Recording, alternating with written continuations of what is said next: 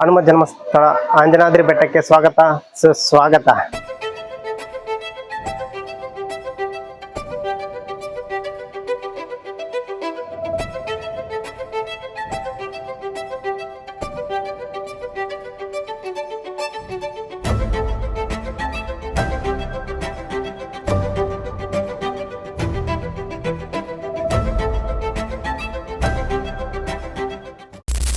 ತ್ರೇತಾಯುಗದಲ್ಲಿ ಅತಿ ಬಲಿಷ್ಠರಾದವರು ಯಾರಾಗಿದ್ರು ಅಂತ ಕೇಳಿದ್ರೆ ನೀವೆಲ್ಲ ಹೇಳ್ತೀರಾ ರಾಮ, ಲಕ್ಷ್ಮಣ, ಇಲ್ಲ ರಾವಣ ಅಂತ.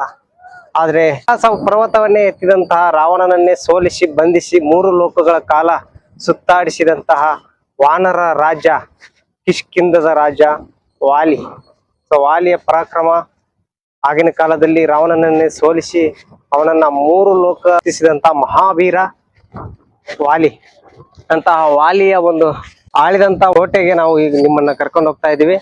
ಆ ಕೋಟೆಯ ಬಗ್ಗೆ ನಿಮಗೆ, ಆ ಕೋಟೆಯ ಗುಹೆ ಒಳಗಡೆ ಅವನು ವಾಸಿಸಿದಂತ ಗುಹೆಯನ್ನ ತೋರಿಸ್ತೀನಿ.